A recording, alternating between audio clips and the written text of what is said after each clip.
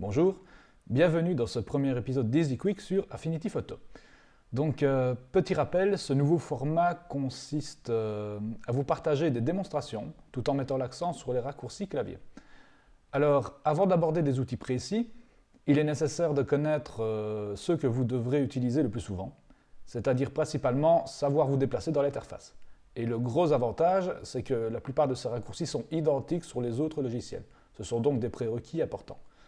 Pour ces prérequis, je vais partir du principe que vous avez un clavier et une souris. C'est parti. Nous voici dans l'interface d'Affinity Photo. Nous allons commencer par ouvrir notre fichier avec le raccourci clavier commande O. Alors, je choisis ma photo.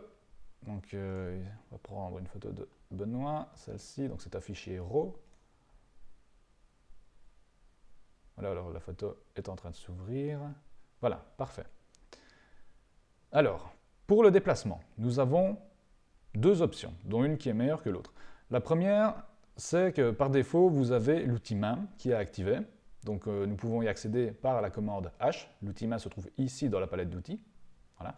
Et en cliquant sur votre photo, vous pouvez la déplacer dans votre interface. Alors il y a un autre raccourci clavier de substitution pour l'outil main qui est, ma foi, beaucoup plus pratique. Vous pouvez l'utiliser en même temps qu'un autre outil. Donc, nous allons choisir la balance des blancs, la touche W. Je vais la modifier afin de reconstituer les couleurs réelles de la prise de vue. Voilà.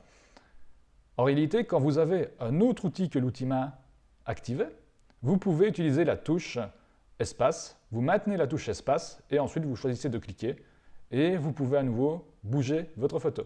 Ça vous évite de devoir à chaque fois réappuyer sur H pour réactiver la main. Donc, ma foi, c'est beaucoup plus pratique de l'utiliser comme ça. C'est beaucoup plus pratique de se déplacer comme ça.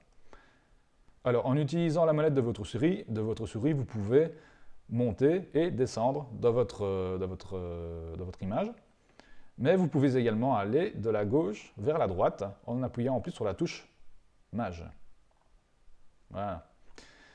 Alors, nous pouvons aussi zoomer et dézoomer dans notre photo par l'intermédiaire du raccourci clavier commande plus et commande moins. Alors, il existe, tout comme pour l'outil main, d'autres raccourcis qui sont, ma foi, plus pratiques. Donc, l'inconvénient du raccourci clavier CTRL plus et CTRL moins, c'est que quand vous zoomez, vous ne savez pas exactement où vous zoomez dans votre image. Vous n'avez pas spécialement le contrôle là-dessus. Par contre, si vous utilisez la touche Alt et que vous déplacez votre curseur, par exemple ici j'ai envie de zoomer sur les yeux, j'appuie sur la touche Alt, et j'utilise ma molette et mon zoom va s'effectuer instantanément sur les yeux. Pareil pour le dézoom. Si par exemple ici j'ai envie de zoomer, on va dire plus sur la chemise, pareil, je réappuie sur la touche Alt et je zoome. Alors nous allons passer dans le module développement et vous présenter deux raccourcis clavier que vous allez utiliser tout le temps. Alors, un des raccourcis clavier qui est le plus souvent utilisé, c'est pouvoir revenir en arrière. Pour ce faire, je vais dessiner un petit gribouillis vraiment moche sur ma photo. Désolé Benoît. Voilà. Je vais également en faire un peu ici et encore ici. Voilà. J'ai effectué 3 actions. J'ai effectué 3 traits avec mon pinceau. Pour revenir en arrière, il vous suffit d'appuyer sur la touche commande plus Z. Et plusieurs fois, si vous désirez réitérer l'opération. Si par contre vous estimez que vous êtes revenu une fois ou 2 fois ou 3 fois trop loin dans vos raccourcis, il vous suffit de réappuyer sur commande majuscule plus Z pour réafficher vos anciennes modifications. Voilà. Bon, on va les enlever parce que voilà, ce n'est pas super beau. Alors, vous pouvez également, vous allez surtout être amené à enregistrer vos fichiers. Donc pour ce faire, nous allons utiliser le raccourci commande S et vous avez une fenêtre qui s'ouvre. Nous allons enregistrer le fichier, par exemple, nous allons lui donner Benoît test. Voilà, Benoît test. Nous allons l'enregistrer sur le bureau. Le logiciel va donc créer un document .af photo qui est disponible sur le bureau. Alors si maintenant, là par exemple, j'ai mon fichier de base. Si maintenant j'applique des modifications et que je désire obtenir une deuxième sécurité, une deuxième sécurité supplémentaire, je peux choisir d'enregistrer une deuxième fois mon fichier. Donc j'appuie pour ce faire sur commande majuscule plus S, et j'ai une nouvelle fenêtre.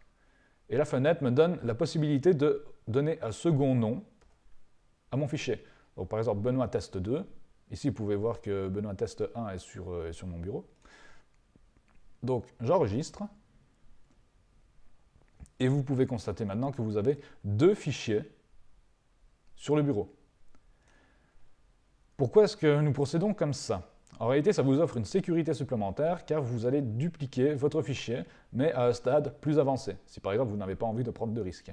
Si vous effectuez une modification ici, si jamais vous appuyez sur la touche commande S directement, eh bien votre fichier va s'enregistrer automatiquement et ne va pas créer une copie.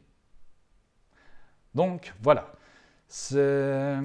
il me semble que voilà, c'était un prérequis indispensable car les raccourcis clavier que nous allons voir plus tard vont être quand même beaucoup plus avancés.